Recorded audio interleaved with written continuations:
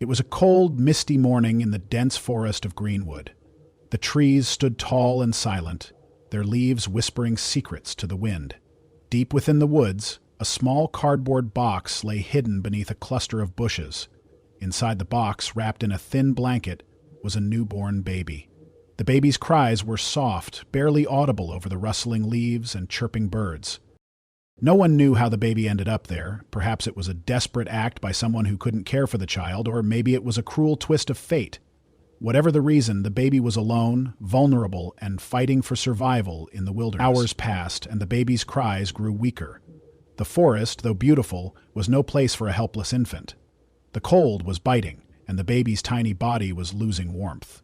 It seemed like all hope was lost, until fate intervened in the most unexpected way. Not far from where the baby lay, a gentle cow named Bella grazed peacefully. Bella was no ordinary cow. She was known in the village for her calm demeanor and almost human-like intuition. Her owner, an old farmer named Thomas, often joked that Bella had a sixth sense for trouble. That morning, Bella had wandered away from the farm, following a trail of fresh grass into the forest. She moved slowly, her large brown eyes scanning the surroundings. Suddenly, she stopped.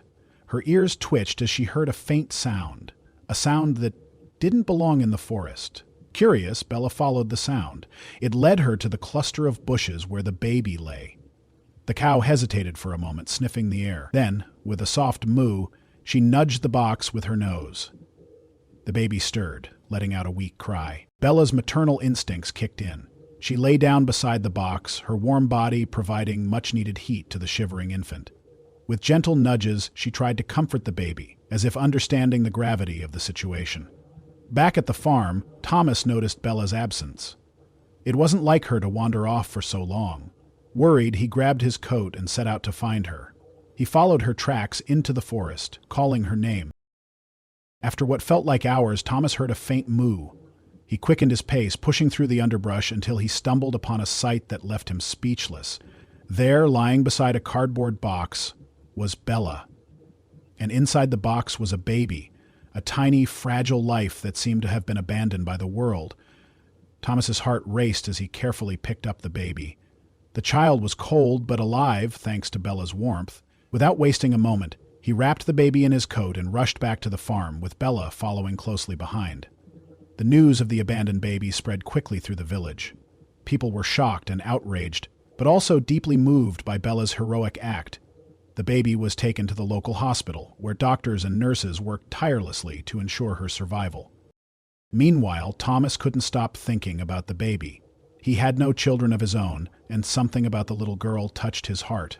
After much deliberation, he decided to adopt her. He named her Mira, short for miracle, as a reminder of the extraordinary circumstances that brought her into his life. Bella, too, became a local legend. She was celebrated as a hero, and her bond with Mira grew stronger every day. The cow would often stand by the crib, watching over the baby with a protective gaze. It was as if she knew she had played a part in saving this precious life. Years passed, and Mira grew into a bright and cheerful child. She loved spending time with Bella, often telling her friends the story of how the cow had saved her life. Thomas, now a proud father, couldn't be happier. His little family, though unconventional, was filled with love and gratitude. The story of Bella and Mira became a symbol of hope and kindness. It reminded people that even in the darkest moments, miracles can happen, sometimes in the most unexpected ways. News of Bella's heroic act spread like wildfire, not just in the village, but across neighboring towns. People from far and wide came to see the cow who had saved a baby. The local newspaper ran a front-page story titled, "A Cow's Love, the Miracle in the Forest." Reporters interviewed Thomas, who humbly shared the story, always giving credit to Bella. The village decided to honor Bella with a small ceremony. They presented her with a garland of flowers and a plaque that read, "Bella, the guardian angel of Greenwood." Mira, now a toddler, clapped her hands and giggled as the garland was placed around Bella's neck. The cow mooed softly, as if acknowledging the love and appreciation showered upon her. The villagers also started a fund to support Thomas and Mira. Many offered clothes, toys, and even financial help to ensure that Mira had everything she needed. The sense of community was overwhelming, and Thomas often found himself moved to tears by the kindness of strangers. As Mira grew older, she became more curious about her past. One day, while sitting under the old oak tree near the farm, she asked Papa, "Where did I come from?" Thomas took a deep breath. He had always known this day would come.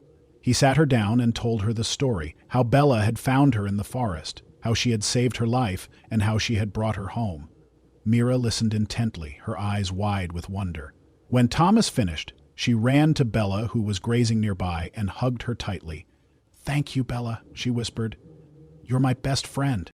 From that day on, Mira developed an even deeper bond with Bella. She would spend hours talking to her, brushing her coat, and even reading her stories.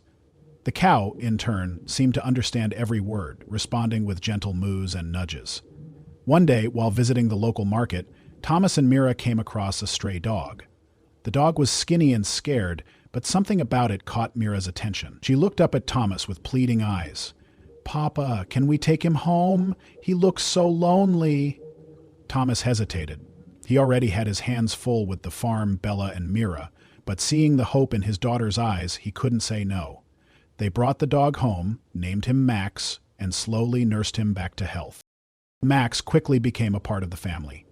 He and Bella formed an unlikely friendship, often seen playing together in the fields. Mira, now with two loyal companions, felt like the luckiest girl in the world.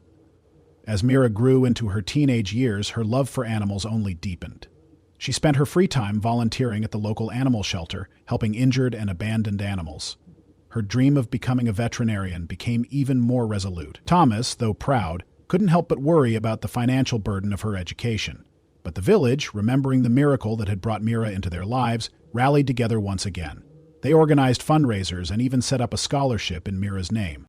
With their support, Mira was able to attend a prestigious veterinary school. She excelled in her studies, driven by the memory of Bella and the countless animals she had helped over the years. Bella grew old gracefully, her once shiny coat now speckled with gray. She had lived a full life surrounded by love and care, but as the years passed, her health began to decline. One evening, as the sun set over the farm, Bella lay down in her favorite spot under the oak tree. Mira, now a young woman, sat beside her, gently stroking her head. "Thank you for everything, Bella," she said, tears streaming down her face. "You saved me, and you gave me a life I could never have imagined." Bella looked at her with those same gentle eyes that had once found her in the forest. With a soft moo, she closed her eyes for the last time. The entire village mourned Bella's passing. A memorial was built in her honor, with a statue of her standing proudly in the center of the village square. The plaque beneath it read, "In memory of Bella, the cow who taught us that love knows no bounds. Her courage and kindness will never be forgotten." Mira graduated from veterinary school with top honors. She returned to the village and opened her own clinic dedicated to helping animals in need. She named it Bella's Haven in honor of her beloved friend. The clinic became a sanctuary for abandoned and injured animals. Mira often shared Bella's story with her clients, inspiring them to show kindness and compassion to all living beings. Thomas, now an old man, watched with pride as his daughter carried forward the legacy of love and hope that Bella had started. He often said, "Bella didn't just save Mira, she saved all of us. She showed us what it means to truly care for one another." Years later, Mira stood under the old oak tree, now a mother herself. Her daughter Lily played nearby, chasing after Max's puppies. Mira smiled as she watched her, thinking about how life had come full circle. She knelt down and placed a bouquet of flowers at the base of Bella's memorial. "Thank you, Bella," she whispered. "Your love lives on in all of us." As the sun set over Greenwood, casting a golden glow over the farm, Mira felt a sense of peace.